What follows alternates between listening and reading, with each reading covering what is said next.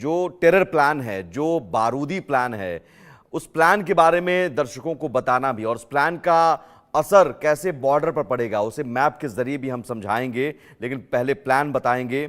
अब मैं जगदीश शर्मा जी और संजय कुल और साथ ही अनिरुद्ध जी, मैं आपके पास भी आता हूं, लेकिन उससे पहले ज़रूरी है कि हम दर्शकों को बताएं कि आखिर ये जो टेरर प्लान बताया जा रहा है वो है क्या। मनीष गुप्ता भी जुड़ गए हैं, उनसे भी समझने की कोशिश करेंगे अर्थशास्त्र के नाते। लेकिन यहाँ सबसे पहले समझिए कि जो टेरर प्लान है, टेरर प्लान समझना जरूरी है। टेरर प्लान बांग्लादेश की तरफ से जो रचा गया है पाकिस्तान की शह पर, और जो आईएसआई इसके पीछे है, वो टेरर प्लान क्या कहता है। टेरर प्लान के मुताबिक जो पाकिस्तान से जो नजदीकी बांग्लादेश लगातार बढ़ा रहा है, और ये यूनुस और शहबाज का ये टेरर प्लान है। पाकिस्तान से नजदीकी बना रहा है बांग्लादेश, और इसमें 25,000 टन चीनी के साथ साथ अब हथियारों की भी बड़ी डील की गई है। हथियारों का जखीरा मंगाया जा रहा है। पाकिस्तान से बड़े पैमाने पर हथियार खरीद रहा है बांग्लादेश, और उसमें क्या क्या है। 40 टन आरडीएक्स, 2000 टैंक शेल, 40,000 गोले का ऑर्डर दिया गया है। ये इतनी बड़ी मात्रा में 28,000 उच्च तीव्रता वाले प्रोजेक्टाइल की भी खरीद की खबर है। भारत से बांग्लादेश का संबंध बिगाड़ने में पाकिस्तान लगा हुआ है। जो तनाव है उसे और भड़काना चाहता है। पाकिस्तान नहीं चाहता कि भारत बांग्लादेश में तनाव कम हो, बल्कि ये आग और भड़कते रहे।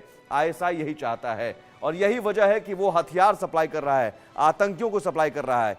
और आतंकियों को एक और टेरर प्लान के मुताबिक जो बॉर्डर प्लान है, जो सीमा पर हम कह रहे हैं खतरा, वो कैसे खतरा है। बांग्लादेश की जेल से आतंकवादी भागे हैं, वहां जो अपराधी आतंकवादी भागे हैं, ये खबर आ रही है। 50 अपराधी आतंकियों ने एक संगठन बनाया है। खबर ये है, ये जो प्लान है ये समझिए, यूनुस सरकार दे रही है संगठन को समर्थन, और बाकायदा यूनुस सरकार इस संगठन को समर्थन दे रही है, क्योंकि आतंकी संगठन को पैसा और हथियार पाकिस्तान दे रहा है, फंडिंग पाकिस्तान कर रहा है।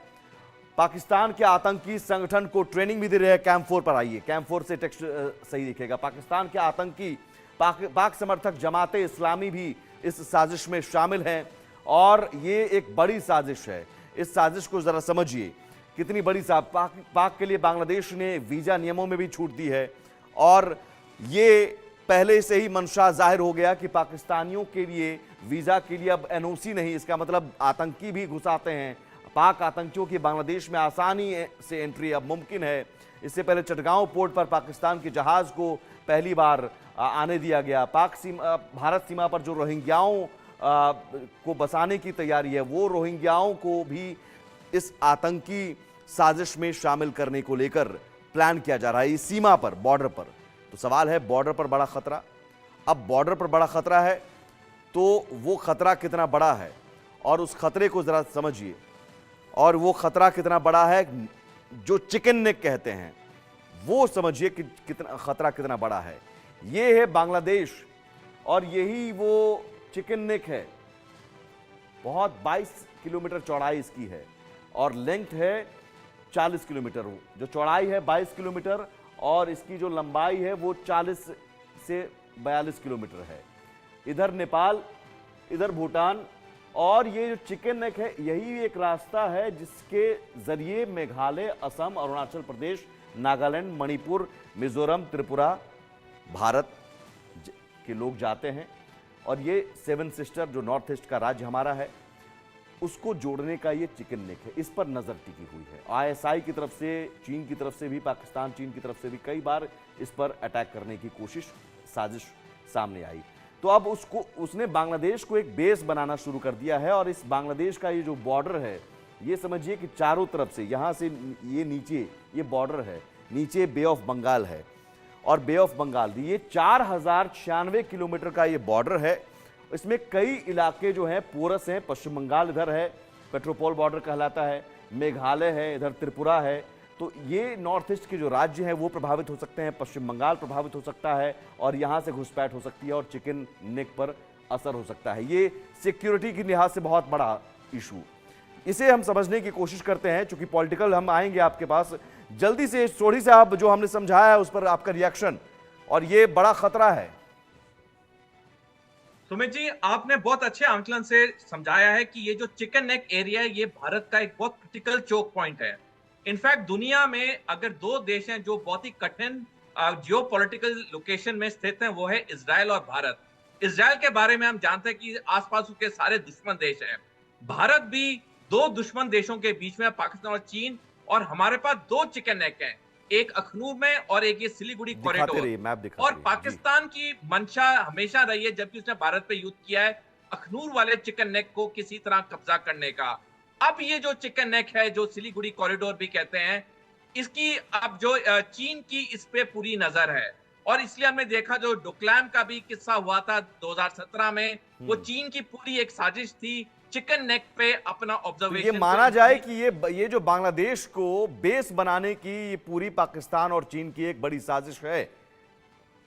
बिल्कुल सुमित जी, इसमें कोई शक नहीं है, क्योंकि अगर पाकिस्तान और चीन बांग्लादेश को पूरी तरह से अपना एक बेस बना लेते ठीक है, हैं, तो उनकी सूलियत होगी चिकन तो नेक ये पे बहुत बड़ा आराम से खतरा, हमला बहुत बड़ा करने। खतरा, बहुत बड़ी चुनौती। बिल्कुल, मैं आता हूं सर, अनुरुद्ध प्रताप जी, बहुत बड़ा जी खतरा है।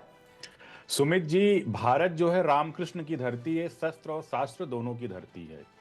हमें जो जैसा बर्ताव करेगा वैसा उत्तर देना हमें आता है। भाई यही बांग्लादेश है कि जहां पे जरूरत पड़ी तो भारत ने उनका साथ दिया, आज भी उनका साथ देता आ रहा है। उनके पास बिजली बनाने का कोई अपना प्रोडक्शन हाउस नहीं है। एनटीपीसी ने 1320 मेगावाट वहां पे एनर्जी प्रोडक्शन उन्हीं के कंट्री में कर रहा है। पेट्रोलियम पे हम पे डिपेंड है, खाने के अनाज पे हम पे डिपेंड है। तो ऐसा नहीं है कि बांग्लादेश को खुद अपनी चीजों को समझना चाहिए और भारत के साथ जो उनका व्यवहार है वही व्यवहार उनको रखना चाहिए जो सन 71 से चला आ रहा है। अगर वहां की महिलाओं के साथ दुराचार हो रहा था, सब कुछ था, तो भारत ने ही साथ दिया। दूसरी चीज ये है कि भारत के अंदर जब वहां के हिंदुओं के ऊपर, बांग्लादेश के हिंदुओं के ऊपर जब अत्याचार होता है तो मुझे बड़ा दुख होता है। खैर टीवी चैनल पे बोलना चाहिए नहीं बोलना चाहिए, भारत का कोई विपक्षी दल का नेता खड़े होकर बड़ी तेजी के साथ आवाज में नहीं बोलता है। वो फलस्तीन के लिए नारे लगा देता, गजवा के लिए कर देता, राफा के लिए चिल्ला देता, लेकिन हिंदुओं के लिए जरा सा नहीं बोल पाता। लेकिन वहां की जो एनार्किज्म फैला है उसके बारे में जरूर यहाँ पे हंगामा करेंगे कि बांग्लादेश जैसे यहाँ के प्रधानमंत्री को हटा देंगे, एनडीए की सरकार हटा देंगे, बीजेपी की सरकार हटा देंगे। लोगों को समझना चाहिए, अगर कोई हमको आप कह रहे हैं कि तो कांग्रेस आवाज उठाए तो बांग्लादेश डर सकता है?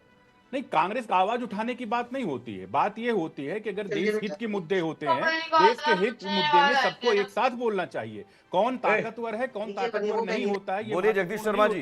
सुमित जी, ताकतवर कौन होता है, कौन ये नहीं होता। देश में अगर देश हित की बात होती है, साथ में खड़े होना चाहिए, सरकार के साथ होना चाहिए कि भाई देखिए आप जो भी सरकार के साथ खड़े हैं।